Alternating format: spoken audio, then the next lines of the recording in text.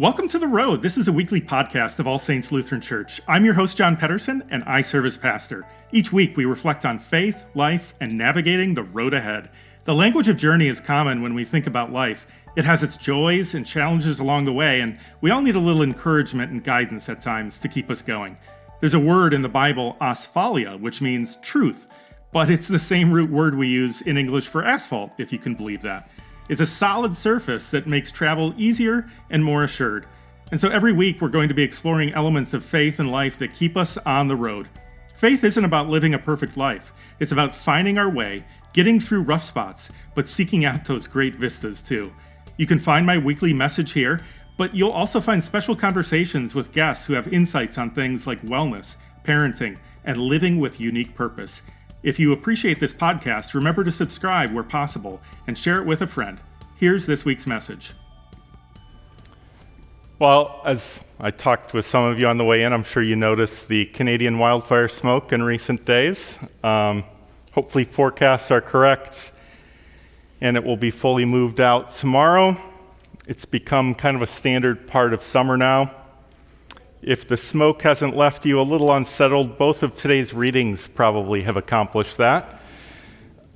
The passage we heard from Ecclesiastes may be familiar to you. Vanity of vanities, all is vanity. The Hebrew word for vanity is hevel. In reviewing several translations of that word, almost each one had a different English word to represent it. Although vanity seemed most common, the word is also translated futile, useless, pointless, and meaningless. To understand the Hebrew word, you need to know that it calls up the image of a wisp of smoke. All is hevel. Something even more passing and ephemeral than the wildfire smoke that's been hanging around in recent days. Ecclesiastes is considered a wisdom writing, a collection of ancient philosophy that grapples with reality and how we should respond to it. Ecclesiastes does have some more heartwarming passages, like for everything there's a season, but this one holds a bit more onto some of that existential angst. Ecclesiastes was written during the time when the Greeks ruled over Jerusalem and the Jews around 250 BCE. Israel had a celebrated past, but the kings, the days of their kings were just a memory at that point. The Jewish community was a small enclave now in the Greek Empire. They looked back to the stories of prophets and their forebears in the Torah, which now seemed like a kind of dissipated smoke. The author of Ecclesiastes, Koheleth, is speaking into this difficult period. It's actually remarkable to me how many of the biblical stories and the history behind the Bible relates to the struggles of people living under oppressive powers. So much of our spiritual struggles come out of the attempt to find life for ourselves and one another in the midst of those kinds of challenges. It may seem a big leap ahead, but today's gospel gets to some similar underlying themes. We learn about two feuding siblings, and Jesus tells a parable in response to the situation. Two brothers are apparently locked in a fight over a family inheritance, and the younger brother comes to Jesus asking for his help in telling his older brother to split it with him. And we know it's his older brother because he's the one getting the inheritance in that culture. In what might seem a bit surprising, Jesus wants no part in the fight. Instead, he points out the vanity and futility of the whole debate. He says, "Friend, who set me to be a judge or arbitrator over you?" And he said to them, "Take care. Be on your guard against all kinds of greed, for one's life does not consist in the abundance of possessions." And then he goes on to tell the story of a rich landowner who does very well for himself and overproduces. He has so much crop that he decides he will build larger barns. He plans to store it all up. And he says to himself, "Soul, you have ample goods laid up for many years. Relax, eat, drink, be merry." Seems to be following actually the advice of Ecclesiastes there a bit, out of that existential angst I just mentioned. But Jesus concludes the parable by saying, "You fool, this very night your life is being demanded of you. And the things you have prepared, whose will they be? So it is with those who store up treasures for themselves, but are not rich toward God. So to my earlier point, this certainly gives pause to those of us with any kind of retirement savings or plans for a relaxing retirement, whether living that out now or later. Is there something wrong with being able to rest from our labors and enjoy life? On the surface, it may sound like that, but that doesn't appear to be the specific point of the parable. I'll get to that in a moment. Some might read between the lines and assume that this landowner's harvest and wealth is somehow unjust or acquired unethically, but Jesus doesn't point out anything in particular about that. So why the criticism of this man as a fool? It seems to be his self-satisfaction and assumption that he controls his own destiny.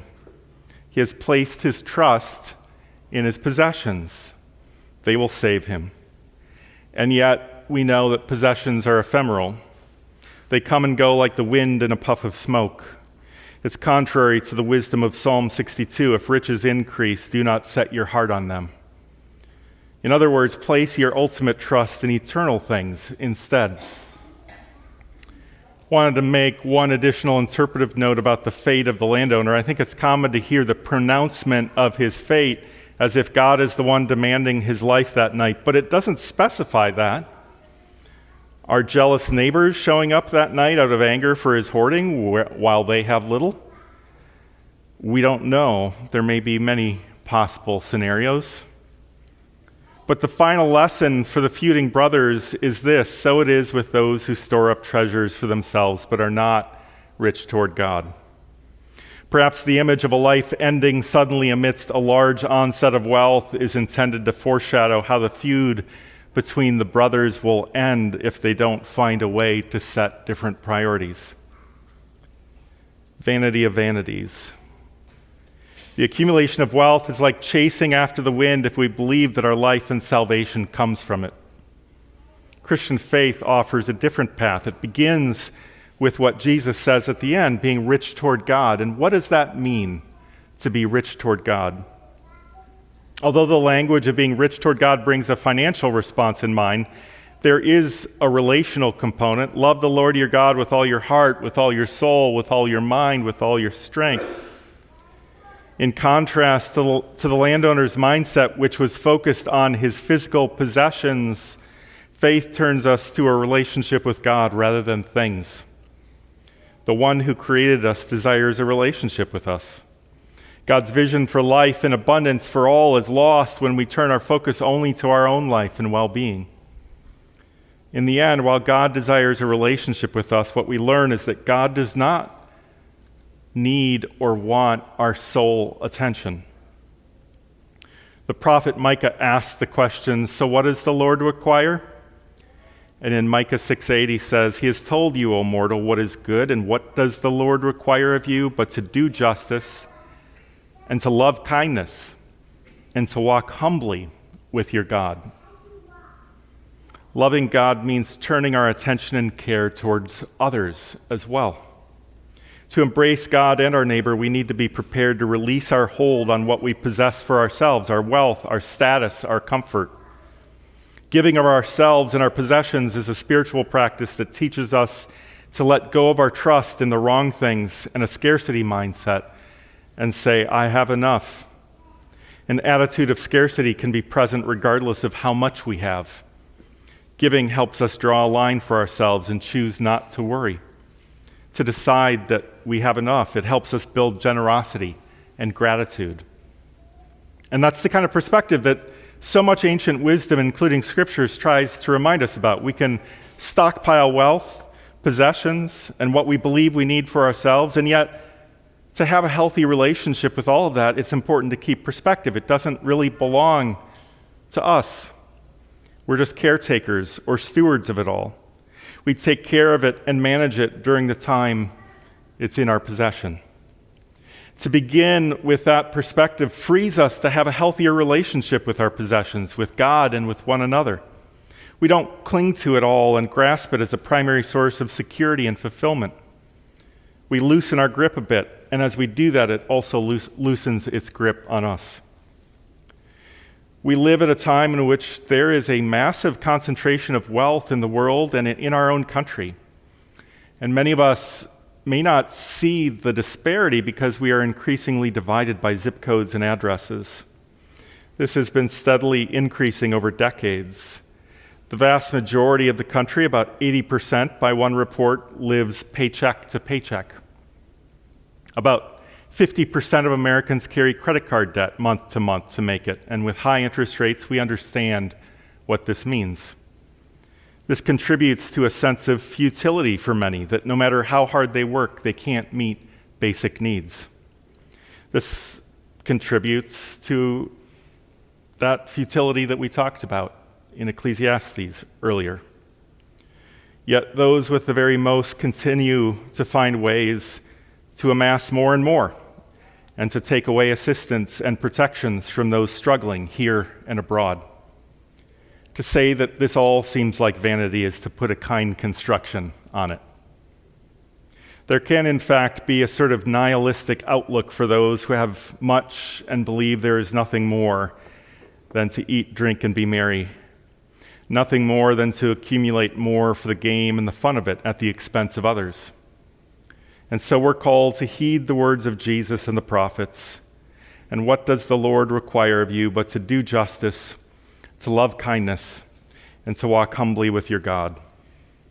Our possessions and wealth in themselves are not bad, but neither do they deserve our first attention. If our trust is based in the quantity of what we grasp, we are foolish, according to the one who wrote Ecclesiastes and Jesus. It is in sharing what we have with God and ultimately our neighbors that we ground ourselves in timeless justice and kindness. This is the path of wisdom, not folly. May God guide you and grant you this wisdom that provides what the world on its own cannot offer. Amen. That's this week's message. You don't have to navigate the road ahead alone. You can join with others at All Saints. Visit allsaintsmtka.org for more information. Have a great week.